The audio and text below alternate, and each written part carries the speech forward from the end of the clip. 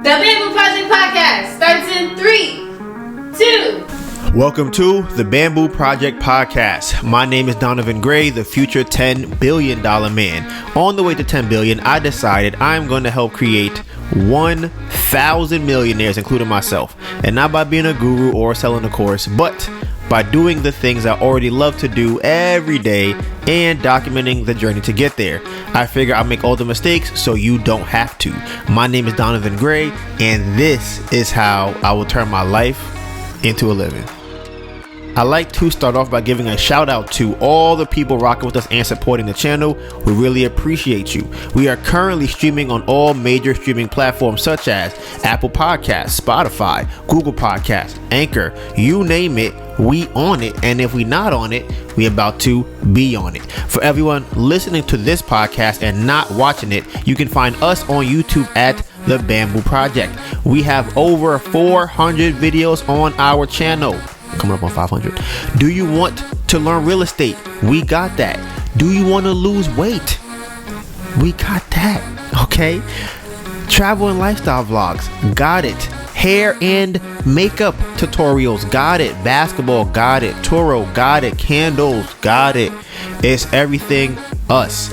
All the parts of the journey that do not make it to YouTube will be on our story. You can find me on Instagram at Donivan Gray, DONIVANGRAY, and my phenomenal, beautiful, amazing girlfriend, Anita Byrne, ANETABURN. All right. Now, the Bamboo Project is about turning your life into a living by making money off the things you already do every day. We made a different playlist for everything that we're into, and you can find all of those links in the description box below. This may be your first time here, and if it is, welcome to the family. But for everyone else, this is chapter 3, page 133.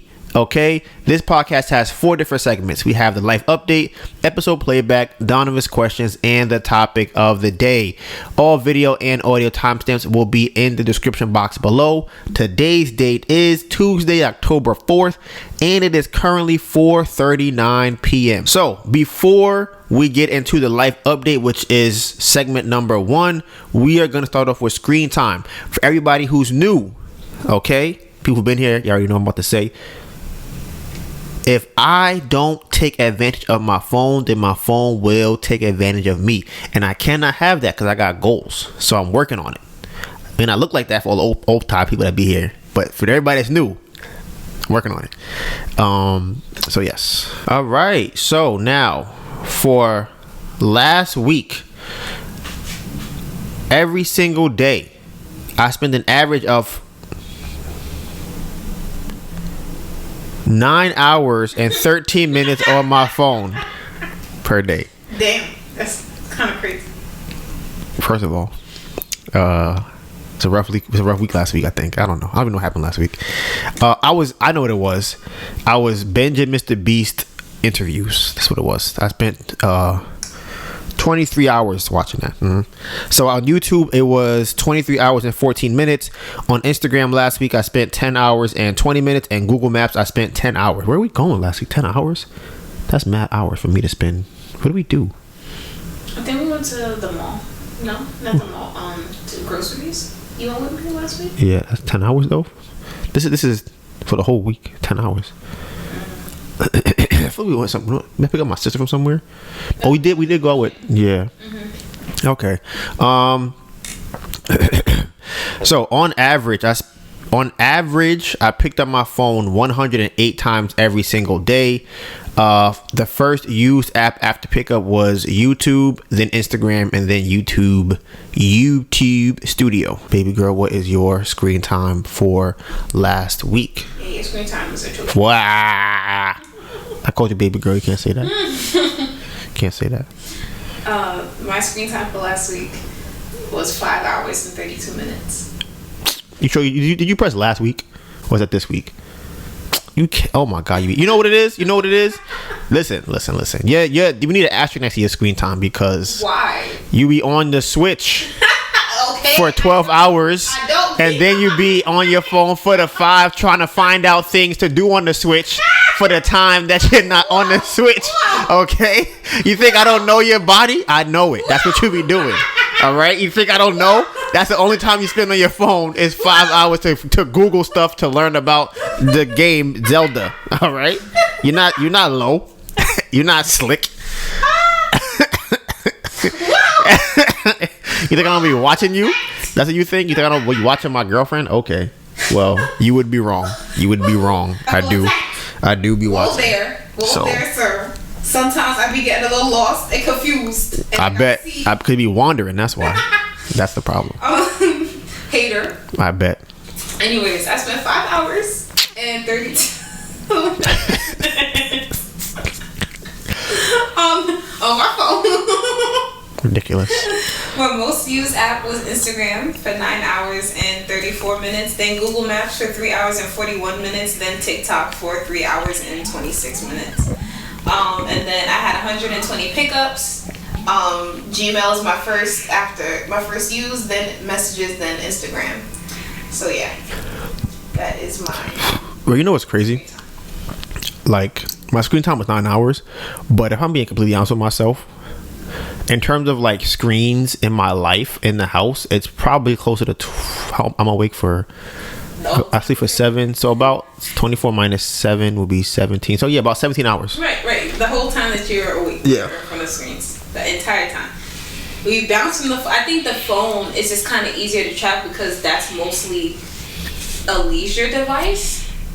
For me, it's also my iPad and my Switch. Right. I'm like, for me, it'll be my laptop and the television. But I don't think you use your laptop for leisure like that, though.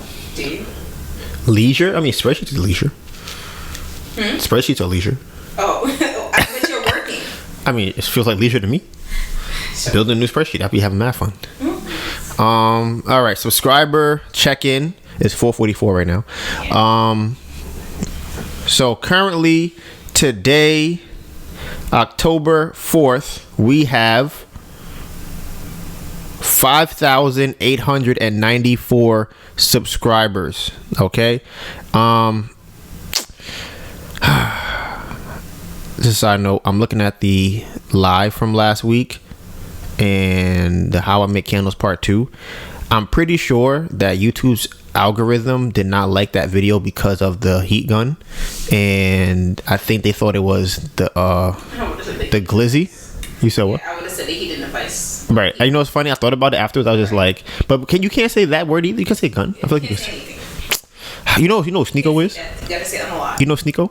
I think so. The Asian dude that be doing. I don't know him based off. I know him based off like his street interviews. I know him. I know you watch his video. We know what he looks like. No. Yeah, I feel like you see. Anyways, he got banned on YouTube. Banned. He has been a super. He was the one with the threesome guy. So he had a girlfriend with the threesome. Remember, he was on peer to peer, and I was like, he had a girl. He was voting for threesomes with his girl, and they were no open relationship, right? So then they broke up, and then after he let some guy mollywop his girlfriend crazy in front of him, and he couldn't handle it no more, and they broke up. But then he went on like a red pill brigade thing, and now he is pro Andrew Tate, and Andrew Tate got banned, and he's also preaching that, hanging out with him, and he's also out of here. They banned both. He's banned on Twitter. He's banned both his channels on Instagram, on YouTube, and he's banned on TikTok. So. And that's Sneeko? Yes. Andrew Tate is banned everywhere. All right. So, life update. What was the craziest thing that happened to us last week? I don't even know. I know. What was it? I don't know what it was. What you said. Which one? What time? The worst thing you ever said to me. You're doing too much. You're doing a lot, Melissa. So, honestly, you know what I'll start with? I will start with the house update. So, y'all know that we've been trying to figure out how to keep the house. I guess you could say that. It came up in the conversation last week, and we were like, okay, or on the podcast, y'all were here for that. Like, what kind of ways could we possibly keep the house, right? So, obviously, one of the ideas is to refinance it. So during that conversation, y'all remember Melissa was not too fond of the idea, as well as some people in the comments. Y'all was like, yo, that's, I don't know, that's what you want to do, but and I get it. I understand. I feel y'all. However, we did some more digging and deeping and diving into it to figure out if it would be plausible. So I actually called my lender. We spoke yesterday about it, and there is a possibility for us to possibly keep the house. At the time that we spoke, he did not give me any terms, but today he sent me the terms if we were to refinance. Now, here's the thing. Y'all know I have not paid my credit cards in like 2 or 3 months. I said, forget it. I'm not paying them. I don't care. I don't have the money. And the money I do have, I'll much rather invest in buying food, doing laundry, gas, and craft fairs and candle stuff. I'd much rather invest in that than paying these people back, because I've also realized that if you make a lot of money, or if I make a lot of money, then I don't really need my credit score as much, especially if I know other people who have great credit, because at the end of the day, there are so many other types of lenders out there other than just traditional banks, whether it be Square, whether it be Cash App, whether it be Shopify, whether it be all these other people that give out loans for business. So it's like they just, here's money. You make money, take more money. So like that's why. And it also, I can build my credit back up because I know about credit repair, and I know there are people who are really good at it who can also help my credit get back up. So I'm not really worried about it. However, for this particular situation, I would need to have higher credit. My credit score is probably right now like a 550, if that. I don't be checking no more because I'm like, I don't care. I don't do it to myself. I love myself too much. What they told me was that I would need to have like a 650 or higher to get a loan from them. So they said if I know somebody that is that has good credit, then they could just co-sign. And I was like, oh, okay, I know a couple of people that have good credit. Shout out to my guy Tori. I'm like, hey, I'm running by him, like, yo, do you want to get in on this? Because I was figuring like this would be a deal how I would structure it, where we owe him $27,500. People who are new, is $27,500 that we owe him for lending us for the house, right? And when I talked to the lender, I was telling them that I need to pay back $252,000. That's including what I owe them and what I owe everybody else. So I would need about $80,000 to just on top of like a cash out refinance. So I got the numbers today, and I will go over what the terms are of that. 'Cause honestly, I haven't even really told Melissa about it too much. We kind of touched on it a little bit, but not a lot. So I'm going to go over that on here. It would be a 12-month interest-only payment.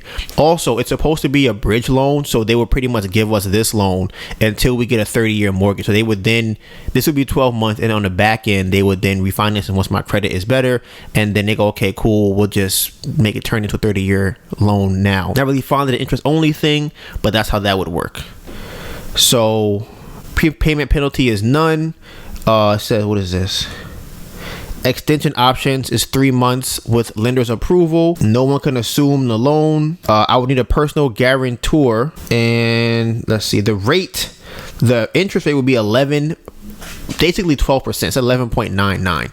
I think right now I'm paying like 9% or basically 10% on it.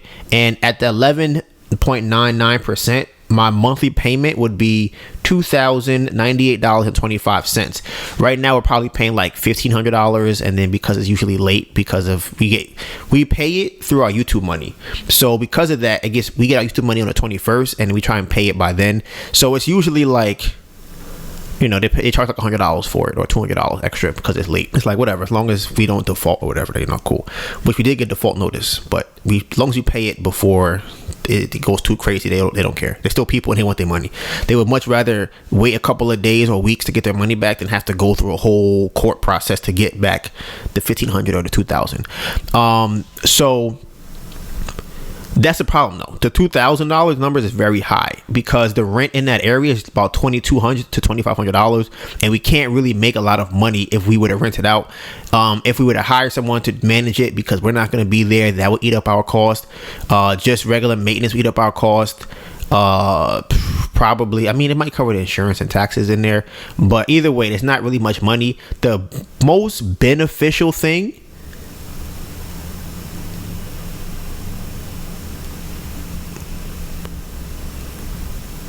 It's a debt pay down. Had a brain fart. It's the debt pay down. That's what it is. So I'm like, at least if we have someone paying the house, we're building equity in the house, as opposed to right now we just literally paying interest only. But that would be after the first year, right? Yeah, so it would be, and honestly, because I don't want to do this nonsense of interest only. So maybe we could figure something out with that. Maybe I feel like they will let us do like not interest only. Like if we had like a. But would that just be paying extra on top? On top of what? Of what they're asking. Probably. I could see that. Possibly being how that would work. Because I feel like right now they put it in a reserve, so maybe they'll give it back at the end. Because I think right now, if I pay more than the actual amount is worth, they put it in a reserve account, so that if I miss something, they just take that and use that. So at the end, they just give it back to me. So I guess that's still kind of like building equity, I guess. Not really. Maybe it is. I don't know. Also, let's see what else we got on here. The acquisition cost, which is the purchase price and the construction cost for this imaginary loan, would be $286,000, and that is if the LTV is 73.43% of a house that we think is valued at $300,000. I think it's more, but there was a house down the block, right? It's crazy. There was a house down the block that just sold for $345,000, and I think it's literally the same size as our house. $345,000 in this market. It's crazy. But the thing though is they won a contract before the market started, but they just closed right now. So the most important thing about all of this, right, is that if we were to do this, they would give us $30,876.75 in cash. Right now, that would pretty much only pay off Tori, no one else. So we're not really gonna go about doing that. But $30K could get us into more craft fairs to make the $10K a week to then go and, you listen. I get excited talking about it because I just know the potential, but I think it's very dangerous to do. But again, $30K cash to put into the craft fairs. We could book artisan fleas for months and buy the inventory to do those fairs. We would make that $30K back in 1 month.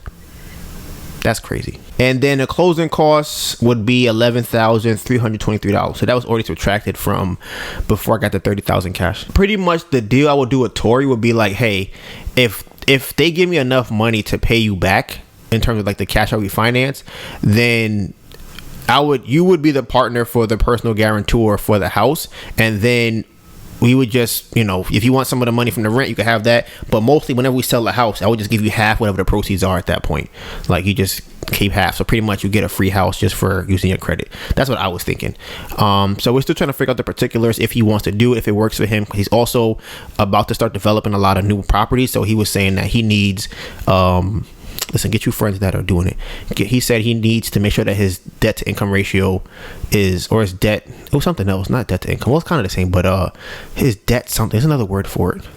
Debt something. Pretty much, they don't want to see you have too much debt already before they give you another loan. So people who don't know. So that's where he's at with that. And now with the house, if y'all were here from way back when we was going through the whole water situation, my agent had went to the house yesterday because the ring had stopped working. So he was just walking through the house. He had checked the basement, and he was like, yeah, it's dry as a bone down here. I don't smell any water. I don't see any water. It's so dry. But there was a time where we was like, yo, we have to put out another $20,000 just to make sure there's no water in the basement. This is like, we already so far back, and we got to put another $20K for this. This is insane.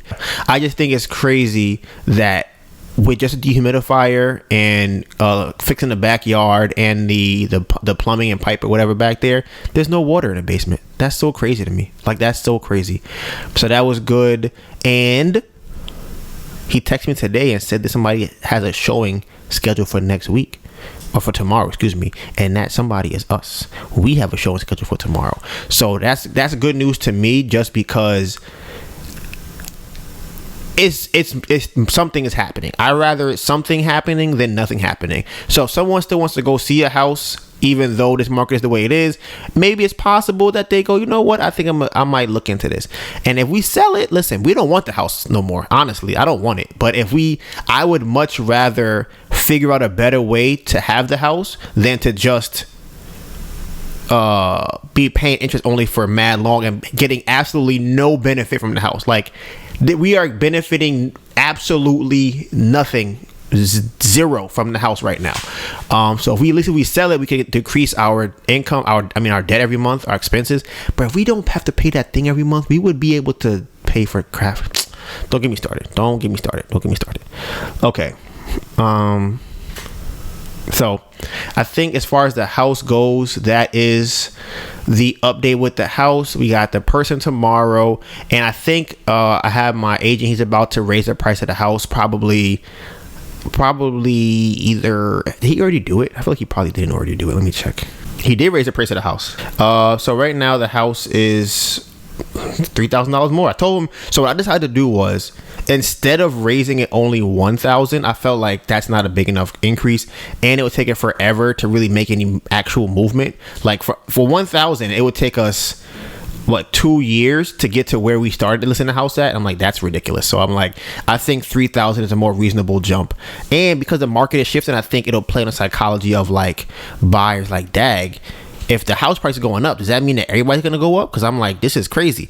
And listen, here's my thing about the housing market. I feel like the housing market is gonna keep going up for so long that people just decide to start buying a house. They just go, forget it. Like, I have to buy a house. I'll just pay the price. Hopefully I can get interest that's what it is now as opposed to what it's going to be later. I was talking to my agent yesterday, and he was saying that he has people that wanted to buy $1 million house, and because of interest rates, they can now only afford a $700,000 house. And he was saying the crazy part about that is, for $700,000, they don't even have a price. They don't have any houses for that price. So that means you now have to get a house that's probably closer to $500,000.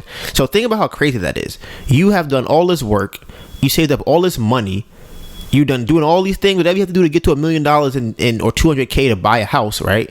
And now you can only afford a $500,000 house. That's so crazy. Like, that's an insane thing to me. Where it's like, bruh, yeah. That sucks. Like, and think about how drastic that is. You can get a really nice $1 million house in Philly, but for $500,000, you're living in a triplex in the hood. Like, that's the difference. Like, that is the difference of in Philadelphia. And if you live in a triplex, that means you get one floor, which is probably 2 bedrooms, maybe 3, and you share it with other people in your building, as opposed to $1 million house, which would have been the whole entire house. I think that's crazy. But listen, that's the life that people are living out here in these streets. It's crazy out there. It's like a bloodbath, if we're being honest. Like, when I think about the market, I'm like, whoo, it's a bloodbath. If y'all were on the live, y'all would have heard we got a call from Mr. Frank, who was trying to threaten us during the live.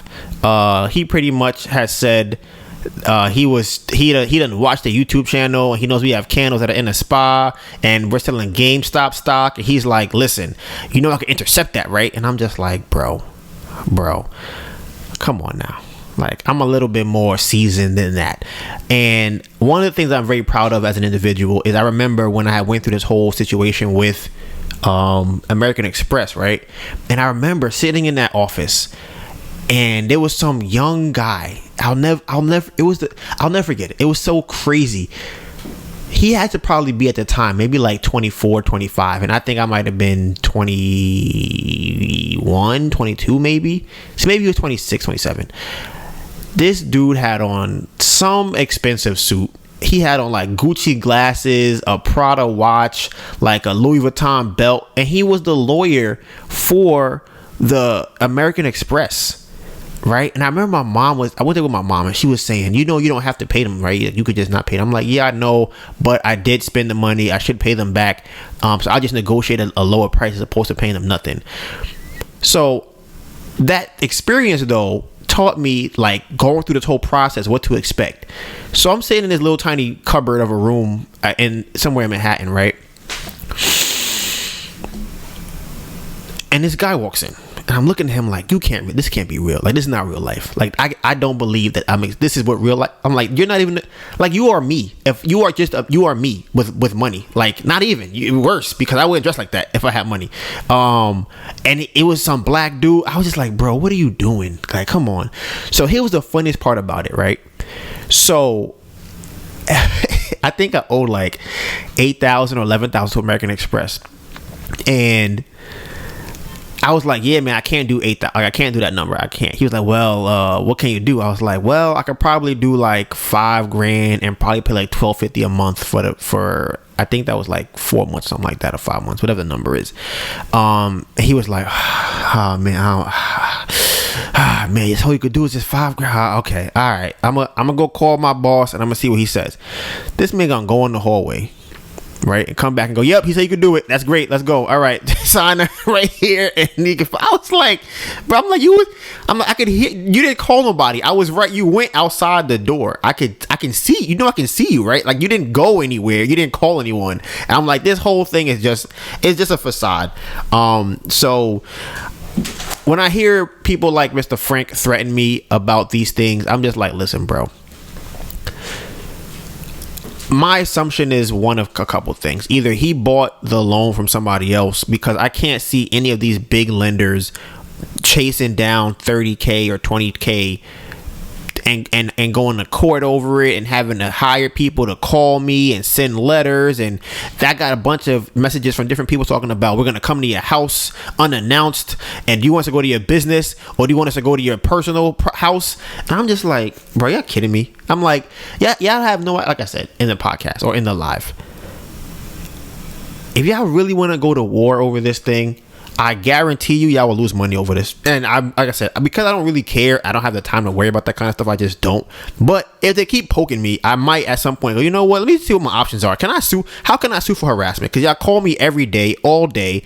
Y'all are threatening me, talking about you're gonna come to my house unannounced, and my business house and my personal house. They were like, if anybody's home, let them know we're coming to the house. I'm like, I wish you would come to. I'm like, and then what? Come to my house and do what? It is like, we're gonna take your stuff and sell it if whatever we can. I'm like, so you think you're gonna do what? Come to my house with a key from the landlord, probably walk in here, take my stove, and honestly, the things that cost the most are owned by the building. We don't own the stove and the fridge and the microwave. They own that. So you gonna take my chair and my table? I guess, sure. You want my bed and my sofa? By all means, bro, take that. So like I said, it's just funny and comical just to hear them threaten me on the phone. And in the email, I think he has something like, and it's almost childish at this point. He has said, it's just something like, if I'm not mistaken, you agreed that you want me to come to your house and take your stuff, something along those lines, right? But it's a tactic to get me to go, no, I didn't say that. So they could go, oh, okay, that's fine. Well, we could do this and that if you want to do this and that. And I'm like, bro, listen. I used to run game. Okay, I know what game looked like. It looked like you, Mr. Frank. So try again somewhere else, Mr. Frank. That's funny. You call him Frank. But yes, so that was that situation. So I guess I'll keep you updated if anything happens with that. If y'all see me handcuffed by Frank and I'm being escorted out of the window by the FBI, it'll be great content. So we might go viral if they come in with the helicopters through the window and abduct me and my cats and my beautiful, phenomenal, amazing girlfriend. So shout out to you, Frank. Maybe next time. I didn't see it today and it started kind of late, but I want to start doing a podcast standing up because I really think that I might have a different kind of energy. Like, I feel kind of good right now, so I think that's definitely a good flow to what I'm saying. But I think if I was standing up, I could be more animated. I could be like, I could really be into it. Because one thing I've learned just from editing the podcast multiple times and just watching, honestly, Mr. Beast, I think I am a fan of him, not his work. And one of the most important things I've learned from him when it comes to making content is to make good content. And I'm a very analytical person. In my spreadsheet of like analyzing all the stats and how many shares we get versus subscribers versus likes versus views versus impressions versus everything else, right? And I'm trying to find a correlation between the two and seeing what is this and what's that, what thumbnail does this or whatever. Sometimes I find something, sometimes I don't. It's so much data, it's kind of hard to find, because then it's like, okay, am I checking it based off of this month versus last month, or this month versus last year of the same month. And then I have to also think about how big our channel was back then versus how big it is now. Then I have to think about, okay, what's happening in the time period? Like, are we doing wholesaling? Are we doing something that's very popular, like buying a house? That might also affect our views. So there are so many different variables to check at when you look at it from a very micro statistical standpoint. But Mr. Beast did the same thing, right? And I think it's funny because he was way more obsessive than I was over it from when he was 14 to 20 years old, right? He said that from everything that he did, from scraping everybody's data, what he came up with was make good videos, right? That's what he came up with. Just make a good video. So I'm like, my brain knows that, right? But then everybody who does YouTube says, what is a great video? So for me, one thing I've realized what makes a great video is something that I usually enjoy editing. Like, those usually tend to do the best on the channel. And also the videos I put like a lot of effort and energy into, funny enough, like the Turo video, they do very well. And when I watch the video, if there are points in the video I feel like if I pick up my phone during me editing the video, or like the podcast specifically, I'll go, I'm wondering what about that part of what I was saying made me do that. Or if I start falling asleep, I'm like, okay, what topic am I talking about that's making me do that? So it's like, those macro level things are what I realized makes a great video. So I was thinking about, if I was standing up, I wonder how I would feel watching myself edit that video as opposed to like right now. So I could probably have right now I have the mic right in front of my face. From the side camera, you can't really tell. From the front, you can see that it's right in front of my face. But that's something else I'm working on, trying to figure out. Just different things that kind of spice it up, have more fun doing the podcast. So yes, now the Turo spreadsheet. Oh, shout out to my guy Zaire. I know there's another Zaire that watched the channel, but then there was another one that we've bought a spreadsheet. So he's a great dude, lives in Brooklyn. I think he's 20 years old. I think he has a lot going for himself. He seemed like he's very introspective and very intelligent, I feel like. So we were thinking about bringing him on to help us at the craft fairs, and then depending on how it goes, we could he could become like the leader, like the manager of New York, and that kind of thing, obviously down the line. But he had bought a spreadsheet for Turo, and it was funny because he thought that we had scammed him. So he had went on a live, because he had pretty much how it works is, once you buy the spreadsheet, then you have to like copy it to your thing, because if I don't do that, everybody will have the same exact spreadsheet. So honestly, what I could do, I could just make it public and then just make a copy of it and everybody would just get it. That's another option too. So I might do that. But pretty much how it's set up right now, it's not public. So if you buy one, you have to copy it. I get an email saying that you want it, and then I can copy it and send it to you. So that's just where we're at right now with it. But he came into the live. He was like, hey, I know I emailed you guys what's going on. I didn't get the thing. I was like, oh yeah, I'm working on it right now. He's like, oh yeah, I thought you guys had scammed me. So me and him talked about Turo for a minute. We just talked about, just making money, starting a business. He doesn't want to work. Most people don't. So we just talked for like a couple hours, maybe like 3 hours, maybe 3 hours. I don't know how long it was. It was a little minute. But in that phone call, during that live also, we have discovered how to make a Discord. So we are 100% starting a Discord. It'll probably be this week. We have one right now that Melissa just made for me and Zaire to talk for that time. But pretty much people who don't know what a Discord is, think of it like a very large group chat. So you guys could just write directly there and we could just talk directly through the group, like directly through Discord. And then also when we're doing like lives, everybody could be in the Discord at the same time and just be talking on there, and we can see it as opposed to the live on YouTube. So it'd be a lot more interactive to be able to be accurate with what we're saying versus what we see happening on the Discord. So I'm excited for that. And the best part about it, which I almost forgot, is you can call in. So like, let's say that we're doing a live, right? And somebody's on Discord, they can call us or on audio or video, and they could appear on the YouTube live.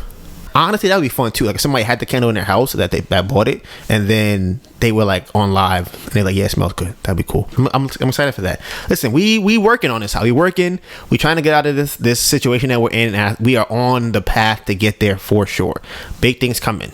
Big things coming, like Tia said. So I also wanted to just say how much we owe in rent, because people who are new probably don't know this right now. But technically, we have not paid rent since 2020. Right now, it's just piling up and just piling up. We had there was a program that covered all of the rent because of COVID, like the first half, but that was almost a year ago. So now we owe another whole year in rent. And currently we owe $24,238.63 in back rent. Our rent is about $1,730 per month, and we live in a studio apartment in New York City. So that is our life, but we're working on it. Like I said, we're working on everything. We are on the right path, just try to get all of the right eggs in the right order. Last update is we have switched to Shopify. Well, I did switch to Shopify for the Turo spreadsheet. Analytics are so amazing. Do you think they could connect Squarespace to Shopify? Because I'm like, I know Stripe is like a processor. Shopify's not really a processor first. Right. So, but I think it kind of, I would have to show it. We'd have to look at it. And you said you think we have it now, or they like? No, we definitely have Stripe now. Wow. This is nice, but yeah, it doesn't show the website. I do like this though. I do like this a lot. Oh, you know what they really need? If they had it so like you could collect customers. Right. If they had it so you could scan it like a QR code and it would take you here.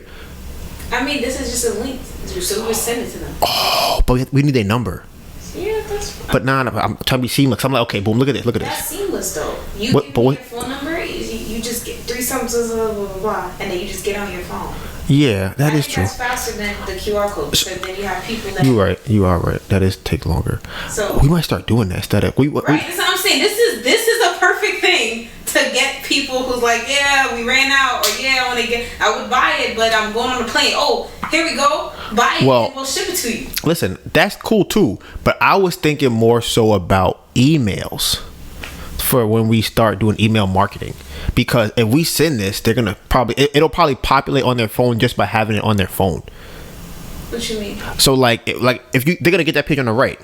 Yes, they get this. They're probably going to click email and put their information in. Right. Yeah. And then but then now we can put them on at the craft fair. Everybody that orders, they order this way instead of through the Shopify thing or this whatever we have. Who we use Square. So okay. Instead of to take everyone's payment. Right. No, I wouldn't do that. Why? I feel like that's a lot. I would just ask them if they want the receipt, because now, like, that defeats the whole purpose of having the Square. I agree.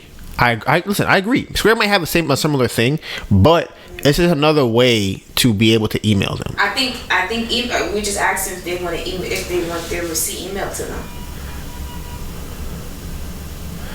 I guess.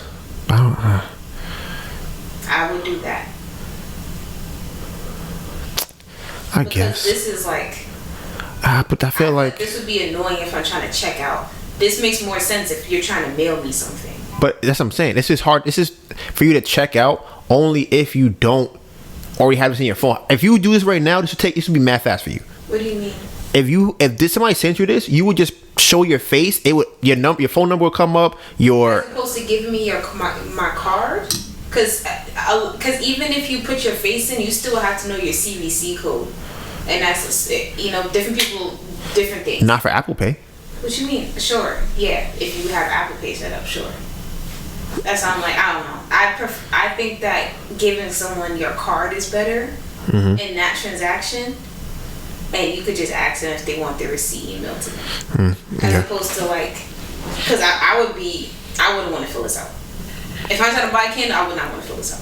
I feel like, you wouldn't want to, but I also feel like, here's how I look at it. It's more personable because on your phone.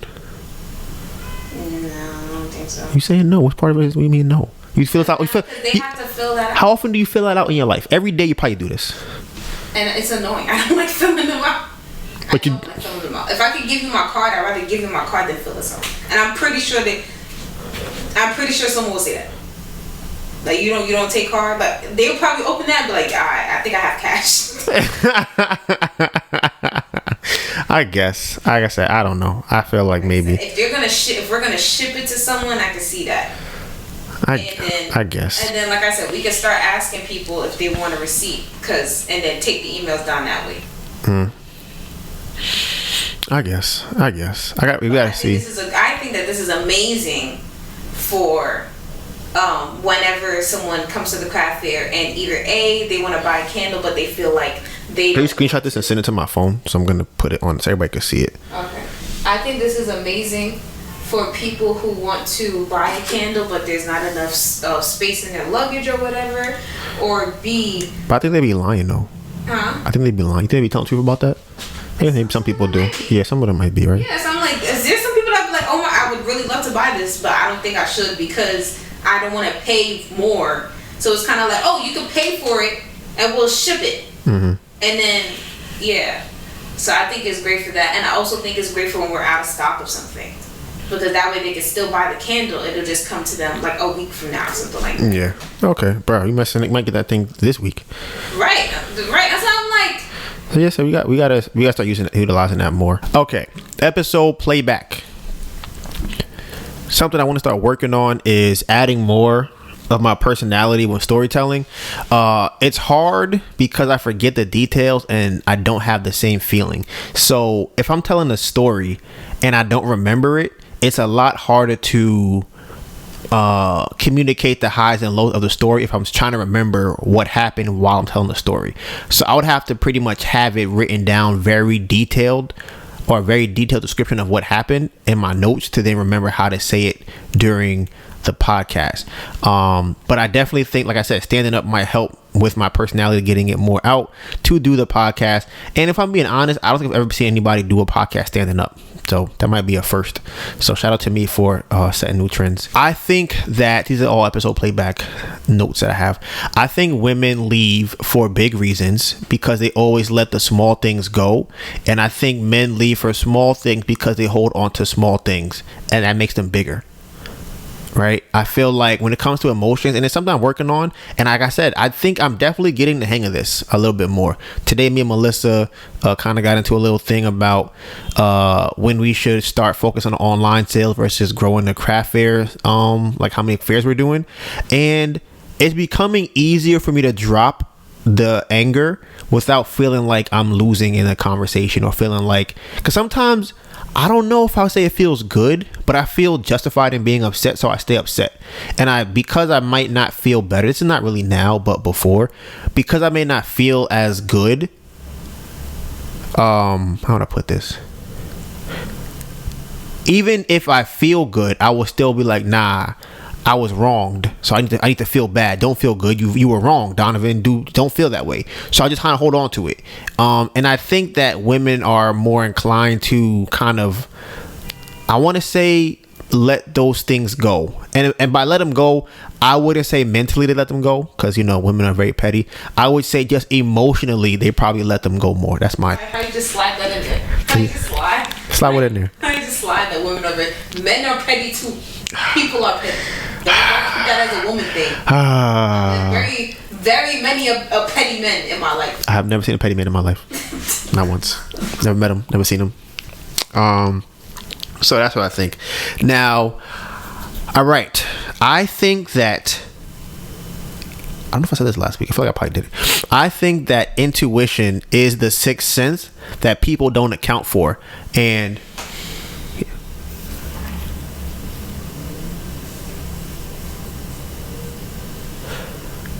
I don't think people address it or talk about it.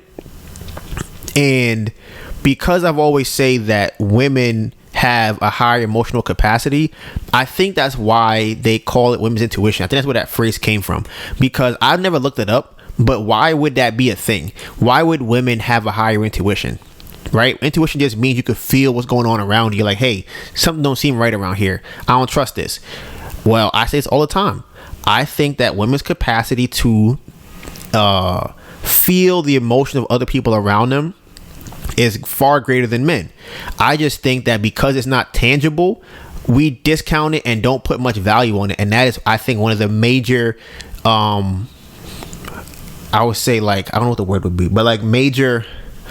Disservice. disservices to women, because you can't, like, it's very hard to teach that, and it's very hard to sell that, and it's very hard to like speak on it also. So I feel like because of that, people just go, like, I can't, how do I make money doing this? I feel things, how do I make money with that? It's like, well, you can't. So now become a man and, lift heavy things and be loud and lift weights and stuff like that. And, so I think that it's very important to remember that that men have it too, by the way. I just think that women have a higher capacity. The same thing with muscles. Like, if a man goes to the gym every day and a woman goes to the gym every day, it's very likely, it's almost a proven fact, that he will gain significantly more muscle than she will, just because he has the capacity to build more muscle. I think women have the capacity to be more intuitive and to feel more, and I think that we always try to discount it as if it's being weak, because we don't, honestly because men don't understand it, and men pretty much write that narrative, and women don't. And I think because of that, women kind of shy away from it, at least now anyways. And I think that's another reason why there's such a conflict between men and women, because we're both trying to be men. And and that's what I think. I think we're both trying to be men, and that causes a lot of conflict. And I think it's very justified, because I feel like a lot of women don't feel safe, so they feel like, well, I got to be the man, so I got to be the one in charge. Shout out to all the women out there who are in charge. Another reason why I think we don't consider it a sense is because you can't measure it, right? Like, I can measure what something is when I touch it. I can measure something is if I taste it, if I smell it, if I see it, if I hear it. I can measure all of those things. We have a way to measure all of them. And, this is my conspiracy theory, but I feel like there are people who understand that there is the sixth sense that we don't know how to interact with or measure, and they are able to, what's what I'm looking for?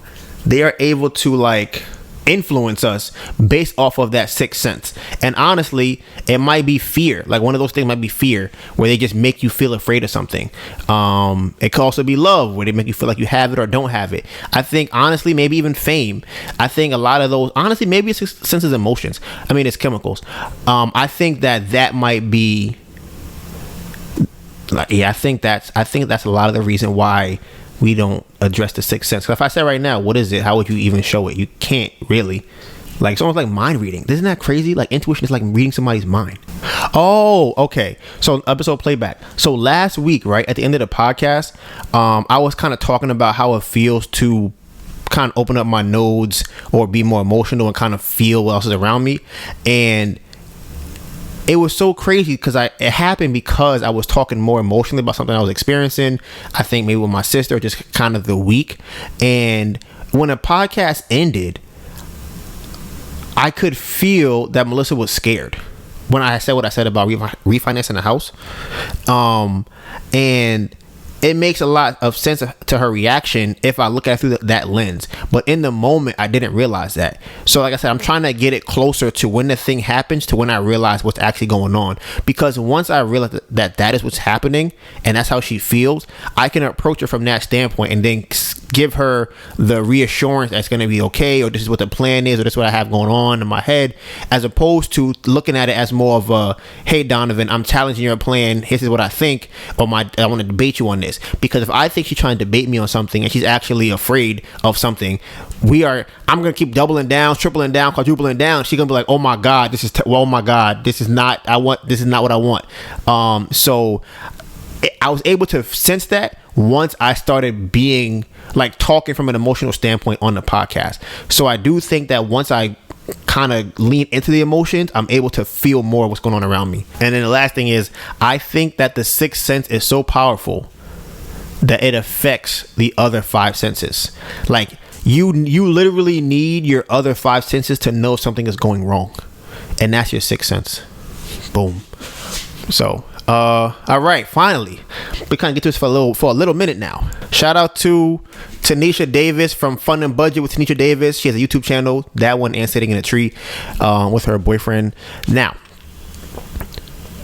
I watched one of her videos probably like 2 or 3 weeks ago now, and it made me think about a topic that I think many couples experience.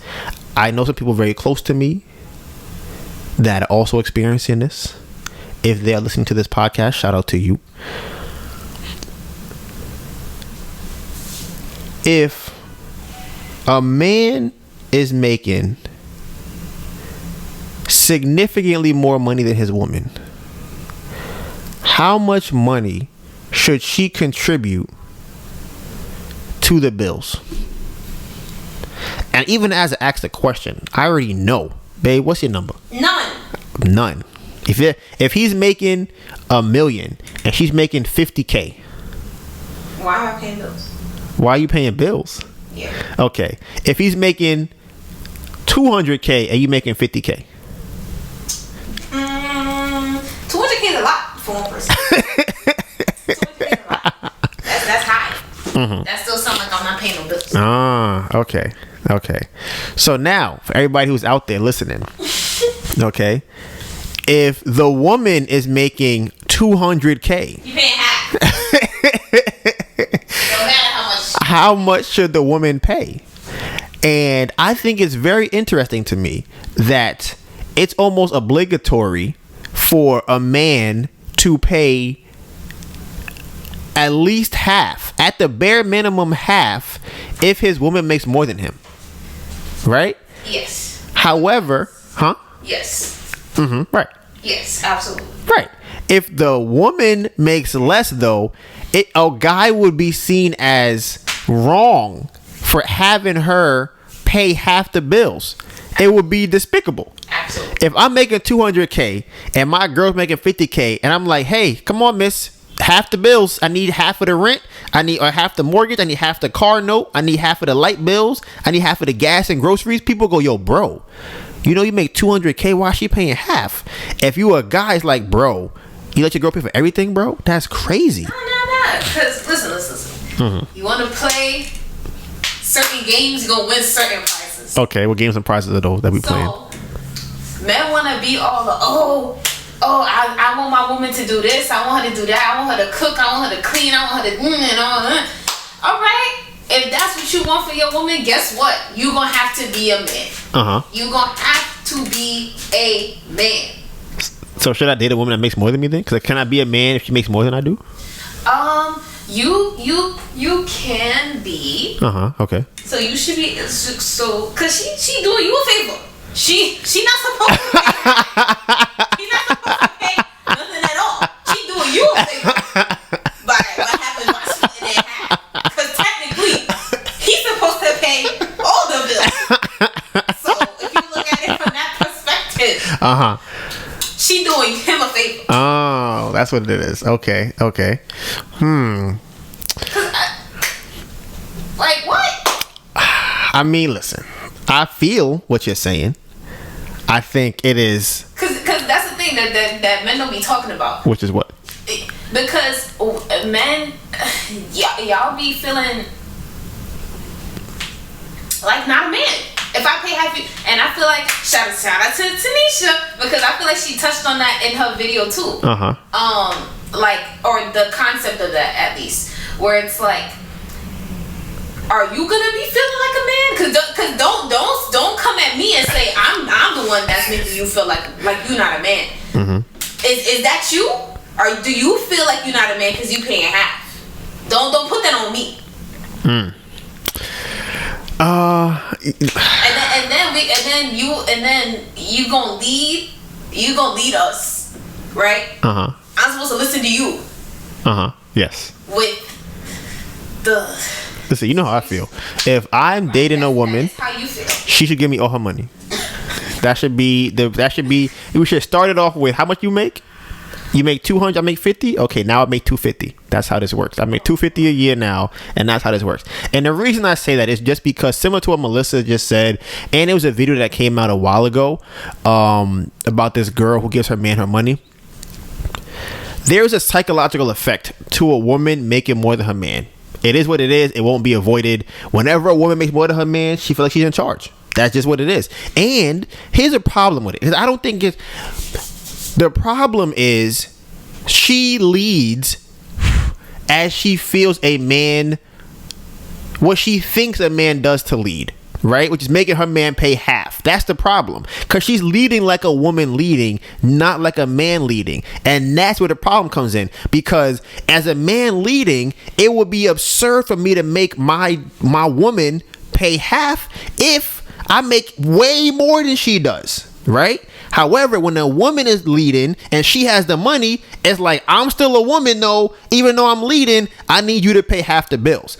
So, but that's the problem, because it's the psychological effect of it. If you can't have money and be a woman, then you shouldn't be leading. What you mean? Give me the money. What you mean? About which part? Explain yourself. Okay. If women are unable to be a leader, a man leader, they should give their money to their man. But I'm not a man. What do you mean? We're women. So I can't. Right, but I can't lead like a man. Right, but you should not lead. You should give your money to your man. Guess what? I wouldn't be leaving if you made more money. Give me your money and I'll make more. If your check came to my account, I now make more money every single month. That's how that would go. But every man is not, responsible in that. Then why you dating him? Because just because they're not there now doesn't mean that they won't get there in the future. Right. And here's the thing: if a man is broke, he don't have no money, he can still be a responsible individual. And honestly, it's not even about being broke. He just has less than you. He can have $50K and be saving $30K every single year. He just don't make $1 million. He didn't go to a great school. He didn't get a good degree or whatever. He just makes, but he's still smart. So it's like, listen, you make $300K. But I think that's kind of a different situation. In terms of what? Because I feel like I don't think.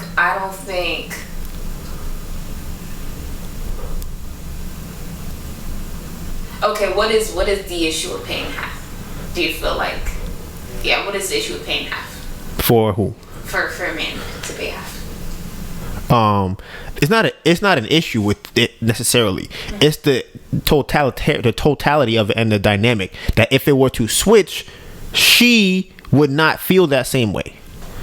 She would not be like, I should pay half of the bills living here and I make way less than you. Majority of girls would go, what do you mean? You make 3 times more than me. Why am I paying the same amount you're paying? That's so, to them, it's like, that makes perfect sense. I don't make as much, I shouldn't pay as much. But on the other side, it's like, I'm a guy, I should at least pay half, even if I don't make as much as you do. I don't think that women would be against paying half. I think guys don't ask that from us. Because there's a reason we don't. Right. Well, we do. Some of them do. But I feel like there's a... And I'm like, and in those situations, you pay half. But socially, it's not okay. Socially, if you ask your woman to pay half and you make 3 times more than her, everybody will look at you like you're crazy. What do you mean your woman makes $50K, you make $300, she pays half of your mortgage? How? Half of your car note? Everything? Half? It seems absurd. And all you can do is flip the people. Now it's a guy. And it's like, bro, you don't even pay half of that? Like, you live at her house and you don't pay half of the mortgage, half the rent, nothing. You just live in there rent free? Because that's cool for women. Like you said, it's socially unacceptable, right? But that's not necessarily like the woman that's making it. That's just she lean into it a little bit. She gonna be like, here comes this. I don't even have no money for rent, or because I only make $1,000 a month. I mean, it's just kind of one of those things. I don't know if it's like gender roles or if it's like it's the societal norms, but I don't know how that feels. To what? Which one? To have to pay for, because I feel like I'm speaking for me personally. Okay. I feel like I want my man to take care of me. Okay. That's how most women feel. That's how most women feel, which is fine. Right. So it's kind of like, so even if you can't take care of me like excessively, like pay for all the bills, you should be at least able to pay, for half the bills. We can split it. Listen, and this is the thing. I think women need to be more honest. What you're saying is very true. I want to feel protected by my man. I want him to take care of me. That's what I want. However, if you make more money, that's difficult. But you still want to feel like that. So just give him your money. But okay, what does giving him my money do? Because now he can take care of you. But I still know that it's my money. No, you don't. How you don't? No, you don't. I don't know. Because if you, babe, you could. If I give you your card to spend, you be like, babe, can I have my card? Or no, you'll say, babe, can I pay for this? I'll be like, here, I can give you my card. I can give you your own card. You wouldn't even care. You'd just be happy that I'm giving you something to spend money on. I'm trying to think. If in the beginning of the week, right, you gave me $1,000 from your check, and throughout the week you say, hey, babe, I want to go grocery shopping. Can I get $200? I'm like, here you go. You're like, okay, thank you. You would not care if where the $1,000 came from. I don't know. But you mean you don't know? Because it's like I'm gonna still know. Because the thing is, if I'm going to work and I'm working and I'm getting stressed out at work or whatever, like I think you're talking about maybe like when conditions are good. Nope. When conditions are not good, I feel like it's gonna come out where it's like, damn, like I'm paying for all of this. Like what are you talking about? Like, if you can't even raise your voice at me. Yes, I can. Yes, I can. You don't make no money. You don't make any money. I do. What you mean? The money goes. The money. Listen, lower your voice. What money you giving me? All right, lower your voice.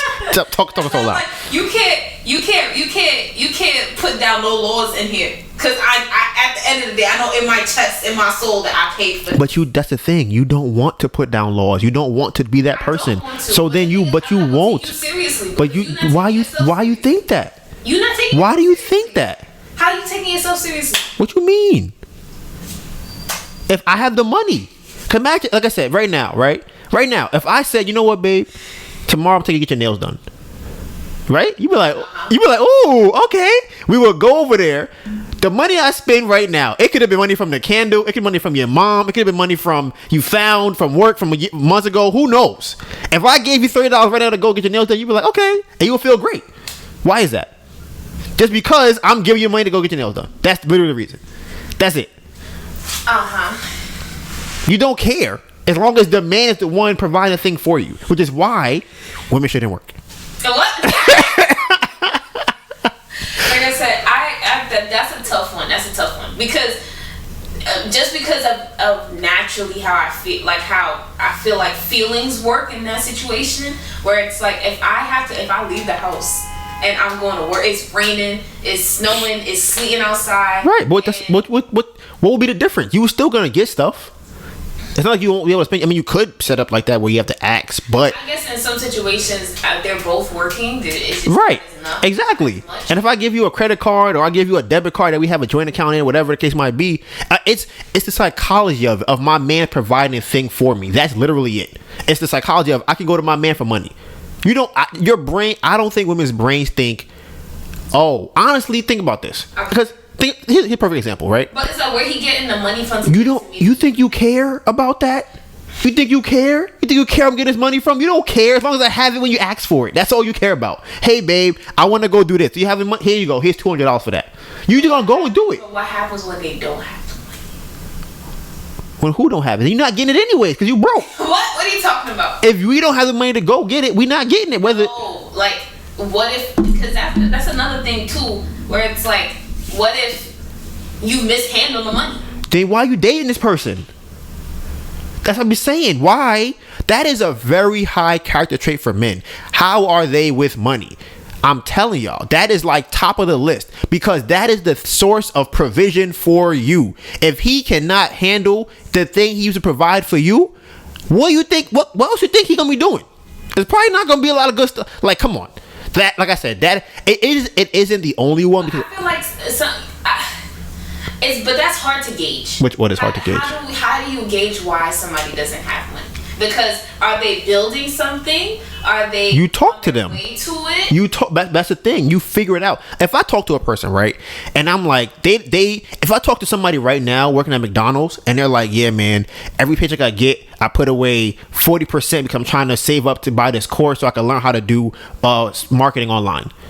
He is at McDonald's, but you gonna look at him very different because you're like, all right, okay, I see you putting your 40% to the side. You gonna get that course, and but he's still broke. He don't have no money. He's broke. But it like I can see it. But if you talk to the dude, he's like, yeah, man. Every time I get my check, I go buy weed. I go buy alcohol. I check the check. I live with my mother. I don't really want to move out because it's free. You're like, these are signs that maybe you should not live with this person. It's probably I say this all the time. If you are dating somebody that you would not give all your money to as a woman, I think there's a big problem. It's a big problem. That's literally what trust. Honestly, remember that guy. It's a tricky subject because people have a lot of potential. People have a lot of potential, and I think with the intuition thing, I think women tend to look at people's potential for sure. Brother Polite. Oh yeah. Yes. I don't know if I would use him as an example. So here's what I was getting to with him. Okay. So he had broke down like the whole financial system and how it relates to relationships. And if you looked at what an actual trust is, that's when you put money to the side. So he's like, you want to have these things for a sturdy relationship. And he was making the parallels between those things and then how we also, like, a lot of those words tie into what we want in a positive relationship. So I'm like, you don't even trust me to give me your money. You don't trust me to have all your money. We should not be dating. We shouldn't be dating. That there's no reason that is crazy. Like, think about how that is. You have to say to yourself, I'm dating a man that I would not trust with no money. What does that even mean? What kind of man is that? Well, I don't know. Like I said, I don't know. And being good with money does not mean that you are rich. It just means that you have to think about these things, because I think the qualities of a person that looks at money has to think about the whole entirety of their life with their woman and everything else. If you are making X amount of dollars, you're making $100 a week, right? You have to figure, okay, I want to get my girl her nails done. It's probably going to have to save like $5 a week or $10 a week to get her nails done. It'll be about 3 weeks. Okay. And then I also have to worry about getting to the train. That kind of process and thoughts are probably that of a good quality man. That's all I'm saying. Just one of them. That's one of the things. So that's what. This shit hard. It is hard. Because you can find someone that's great with money and they can keep beating. So it's like. Honestly, maybe. That's the problem. I think women think people that have money are great with money, and that's not the truth. And women don't ask these questions. My sister wants to know, what's your car note? How much it costs? How much does your car note cost? That you paying $800 a month for this car? Okay, that means your credit is probably terrible. Okay, and you bought this car. What year was that? Oh, okay. How many miles on it? You don't know. Interesting. Right? These are questions you want to ask, because it's like if you find a guy, he's like, listen, I bought this car, it's 40,000 miles, I paid X amount for it because I was making sure that I didn't want to pay too much. That's a man you got look at like, okay. But you might find a guy who bought a Rolls Royce and go, oh man, he's great. Like I said, and that's why I was trying to. I agree with you. Where having a lot of money doesn't mean that you're good with money. Doesn't mean that you are like of quality. When I said. Yeah, because when I said it, I don't want the men to feel like what? It's coming for you. Comfort them. They need it sometimes. Nah. Like, because like I know I said like, yeah, if you got more money, you pay for. I wholeheartedly stand behind what I said at that point. But I do agree with you saying that like just because someone has an abundance of money doesn't mean that they're good with money. Right. That. So like I said, so that is my take, but I do think it's funny because I've also had another person who I talked to about this who wasn't Tanisha. It just so happened that it happened during the same time I saw that video. And listen, women, it seems they feel like you should pay half. There is no you are the man. Bruh, crazy. Listen, so let me be the man. Oh, that's what I was gonna say. With psychology of it, because women need to understand this part. Yeah, I remember there was that experiment they did where they let some people be the inmates and other people were officers. Their psychology changed. There was no real power in the situation other than what I'm telling you. Hey, you can tell them what to do. That's it. So now your whole mentality will change based off of what you are allowed to do. If I'm with my woman and I have to ask my woman for money, I have to say, hey, can I go and do this? Or hey, I need money, I don't have it. I am not gonna feel like I'm the one in charge here. So that's why you need to make more. That's why give me your money. What you mean give me? Because here's the thing. What if I take your money and invest in something else? Like it's tricky. It's very tricky. Okay. Because being a woman, you have to like protect yourself. And then I know what you're about to say. What am I gonna say? If you have to that's not the man you should be with. Right. But it's like that there's an air of that. You always kind of have to think about your safety within the thing. Does that make sense? Sure. Don't date that guy. Date somebody else. Date somebody like that should be at the top of y'all list. And honestly, that's higher than having a baby with, because I feel like babies, people put that like everybody have a baby with him. He's so handsome, I want to have a baby with him. I feel like it should be, can I give you all of my money? That should be the first prerequisite for dating somebody. Do I feel comfortable giving you all of my money? If your answer is yes, you are probably in a good relationship. Just simply off of that. I don't know. I'm gonna have to. You can ask your friends. Right. I'm like, all right. You want to call somebody real quick? Let's see if you can get. Yeah. Who you gonna call? It's about 6 o'clock on a Tuesday. Let's see what woman can I call right now? Oh, I know who I'm gonna call. Wait, damn, it has to be somebody that's dating someone. I don't know anybody that's dating. Yeah, friends that are dating. Hello. Wait. You gotta be anonymous. You're anonymous. She's anonymous. You're anonymous. Yes. Okay, so you can't say your name. Okay. All right. You're on the podcast. Hi. Okay. Hey. Hello, anonymous person. So the question is, would you? So this is your current situation. This is not a hypothetical. In your current situation, would you give your man all your money? Like, and then he would then hold on. Okay. Yeah, so pretty much like this. Would you feel comfortable if you guys live together too? By the way, it's like, well, sure. Even if you don't live together, your money gets deposited into his account. Would you feel comfortable with that? Like with him to do that? No. Okay. Now, what is the reason you say that? Because as much as I love him, we're not at a place where I'm going to bind myself financially or legally or anything like that to him and put myself at a detriment where I can't access my money and my money isn't mine, it's shared. And it's like, you didn't say anything about him, like, if he would be willing to do that for me, I'm not just going to be willing to give my money away if that would be reciprocated. That's absolutely not happening. Okay, so you could always ask him for the money that you want to buy something. Like, hey, I want to get this, I want to get this. A reason for wanting my money in his account. Okay. So, okay, here's the premise that we are operating in.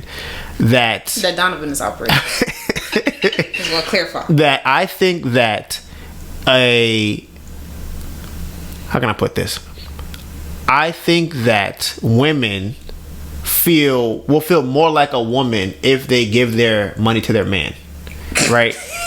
Because you may see her face. I saw her face. Okay, so I think it's a little bit more difficult because y'all are not necessarily living together, but I think it still stands. So the conclusion that I had is that if a woman doesn't feel comfortable letting her man control her money, she should probably get somebody else. But what do I benefit from just my man just having my money? Like what does that doing for me? You feel more feminine. Your man pays for everything now. But it's my money. But he still pays for everything. No, that doesn't make sense. At the end of the day, it's not like I don't know where that money came from. Right, that's what I was saying. But that's the thing. Do you think you would care? Okay, let me ask you this right now. You sleeping? You at your man's house for a week, right? Mm-hmm. And let's say that you gave him $100 in the beginning of the week. Mm-hmm. How would you feel if he was like, babe, you know what? I'm gonna take you out to get your nails done. How would you feel? I wouldn't be giving anybody money unless I know what they're asking it like. No. But he didn't. No. Okay, I'm trying to think of a scenario where you give him money. Like, let's say that I don't know where y'all would have worked together. Cause I'm like, I don't know where they would work together. What do you mean work together? Cause I said because we live together, our money is more commingled. But I'm trying to think of a situation where she would give him money for something else. It's not like that he needs it, but like. Oh. Okay, bet. I got it. Let's say y'all won a bet together. We won a bet together. Right. Y'all went to a fair. Y'all both won $1,000. Okay. All right. So technically, half of it is yours. Okay. If he said, you know what, babe, I'm gonna take you out to a nice dinner and get your nails done. Mm-hmm. How would you feel? Would you feel like, oh, that's my money you spending on me? I I mean, he has his 500. I have my 500, right? He's using his 500. No, you don't have 500. He has 1,000. Why he got the whole thing? Why he tell me my 500? Because he's your man and he's in charge. Okay, but what if I want to go and buy something for myself or for my sister? I don't know, or for like... You just ask your man. What if I want to... No. Why? Because, okay, here's the premise again behind it. It's a psychology between when a man has... Okay, before I say that. Okay. If your man makes $300K a year, mm-hmm. and you make $50K a year, mm-hmm. and y'all live together, how much of the bill should you pay? I wouldn't be paying anything.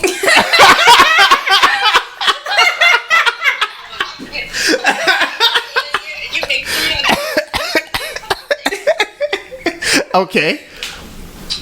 Okay, you ready? Mm-hmm. Okay, so now you make $300K and he makes $50K. How much should he be paying in rent or in bills? Why is he making $50K?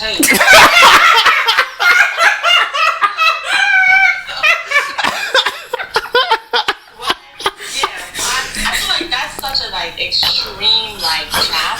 How was it get so extreme? It was extreme before. What? That's true. I didn't say it was extreme before. That is true. But I feel like. How much do you want him to pay? And all the live together again. How much are you paying the bills of your bills? If I don't have to do nothing in the house, like if he does the cooking and the cleaning, and if he's building stuff, let's say I want a bed or something, I don't know what I want built, but let's say I want a pool or something. If he's outside, building some pools or a deck or something, you don't gotta pay nothing. But he has a regular job. He's working 8 hours a week. 8 hours a day. He got hours. He got 40 hours. What other hours he come home? He gonna build a deck? Listen, we all got 24 hours. Not him. I'm paying all the bills. I want you building a deck. I want you to remodel the kitchen. You gotta be doing something. So so just going to work is not enough.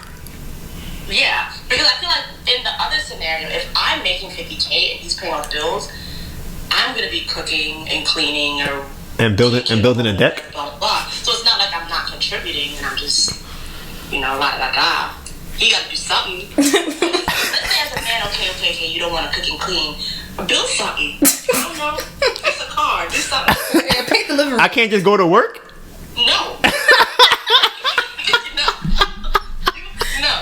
Because if I'm working and I'm making $300K, you need to be doing something or exerting as much energy as I am making that $300K. And if that means you digging up the backyard, underground pool, something. Okay, let me ask you this thing then now. What if you work in a tech job, right? Less labor intensive, and he's very labor intensive job, plumber, electrician, maybe. He makes $50K. So he's working with his hands all day long. You still want him to come home and build a house? That should be easy. What should be easy? Building Wait, you do that all day. You do that in your sleep. So here's where this all came from. We were watching a YouTube video. The channel is called Fun and Budget with Tanisha Davis, and she was saying how she expects her man to pay half, even though she makes more than he does. What did she give a reason? So basically, her reason was that she doesn't think that he would feel like a man if he wasn't paying half, at least half. I can get that. I understand that. But I feel like there's more than one way you can contribute, and I don't know. Feel like a man. That sounds like building something. Man is not going outside and cutting down trees no more. I feel like that'll make you feel like a man. Right. That's a good point. If I look out the window and you chopping wood, I'ma feel like you manly. Yeah, you gonna feel nice. You gonna feel very nice. You outside, you see your man, he wiping the sweat because he digging something, he's doing manual labor. That'll do it. That makes that'll work. I respect that. Okay. You know what? He gotta be fit. He gotta go to the gym. If you're not paying no bills, you gotta make sure you keep your physique. Yeah, sound like a man talking about a woman. You gotta make sure you're pretty. Right, you gotta make sure your physique is good. We know you are pretty, but you make sure you looking tight next to you, standing next to me, make sure you looking a certain way. Hilarious. You know what? That's amazing. Y'all are hilarious. Amazing. 10 out of 10 answer. Y'all are hilarious. 10 out of 10. We gonna finish the podcast. I'm gonna text you. Alright, bro. Later. Alright, bye. Okay, so that was That's a great answer. I really like that answer. okay, which was what? Be more manly. Yes. You're gonna have to do like I said. Because I was thinking about What if I'm tired? If you looking kind of scrawny, out there trying to shop the I don't know, if it's going to have the same. I'm gonna wear some suspenders with no shirt, right, and just be out there with the big. It won't even fit. I'm just swinging this axe. I'll throw it this way. My body goes like this. Right. So I think that is a great point. I'll pay for that gym membership, and you just gotta make sure. Do I gotta come to you and ask for it? Huh? Do I gotta come to you and ask for a gym membership? Because I can't afford it. I pay $50K. I'll pay for it. I will pay. But do I have to come and ask you for it? You can tell me that you want a gym membership. So hey babe, can you pay my gym membership for me? I can't afford it. Like I said, I do think that generals are generals, Yeah. for a reason. Like they came from somewhere, or like how we feel as a society comes from somewhere. So it's kind of like, I'm gonna want to feel like a woman. I'm gonna want you to feel like a man. So if you can figure out what that means to be a man, like being handy or this or that, or whatever makes me feel secure with you, I feel like then that'll work. Let me listen. I think that the manliest men of men control the money anyways. I feel like they'll be like, what are you buying? Why are you buying a dress for $400,000? Like, what are you doing? That's crazy. I mean, if you are making her feel like a man, she'll be like, damn. She'll listen to you. If I make her feel like a man, that's crazy. I mean, make her feel like a woman. She'll listen to it. She'll be like, you right. I'm bugging or whatever. I agree. Listen, I agree. I think there are more ways to be a man than just having money. I learned this through the game. So I mean, that is what it is. And then the last thing I'm gonna say about that too, I'm just wondering, is it a black thing? Like, do black women want their men to be more successful than other ethnicities? Like, do they push them more? Like, nah, we can't be out here being regular. We need you to be phenomenal, black king, right? Shout out to my guy Jay and his wife.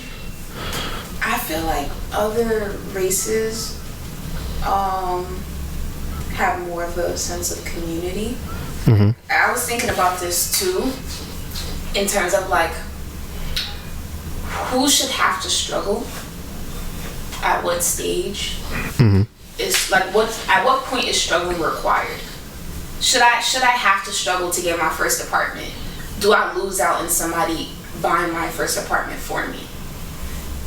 And I feel like other communities kind of have the ability to do that for each other, where it's like, okay, you need a job, I got you. My uncle has an apprentice position opening up. You can learn under him to do X, Y, and Z. So that way, you're not fighting through everything for yourself. And I feel like I said, I feel like other communities have that. Asian community, Latino community, white people. I think some people, when they abuse it, they call it nepotism. But if you're qualified or you actually trying to learn a thing, then it's you're just building everybody up. I don't know if we have that kind of structure set up in the black community. And I think that's why black women push their men there. I agree, and I also think that for some reason I feel like it's frowned upon in other, like in black culture, to do it as opposed to others. I feel like to do what? To like help your. And I don't know where that comes from, and that's why I'm trying to figure out what that is, because other races be having trust funds set up for their kids. Every race that has a culture, every ethnicity that has a culture is like, I'm supporting my culture of people. I'm gonna get a job for you. I'm gonna put money aside for your college. I'm gonna get a car for you. Your alma mater, like I went to the school, you going to the school too. Right. it's kind of set up to for you to not have to struggle. Like, why, if I went through this struggle, why you have to go through the same struggle that I went through? For what reason? We're not really going much. You're not gonna go much farther than I am if I make you struggle the same struggle that I am. Yeah. And I feel like there's struggles at every level. So they're gonna find their own brick wall or their own thing to overcome, even if you help them. Yeah, I think that it. How can I say this? People feel like they hinder people by helping them. Where it's like, no, you need to go through this struggle so you could become a better person, so you can build character. That's how I got here. I got here by struggling. That's how you're gonna get here too. And I really think that also the fear of making someone soft, because I think we see other, one a particular ethnicity, and we go, wow, y'all are crazy as hell. Like, that's because y'all don't ever have to work for anything. So I don't want my child to be like you. I want them to be able to be humble. I want them to be able to, be resourceful and not just be everything handed on a platter. Because a lot of people who have money, we look at them and go, you didn't earn that.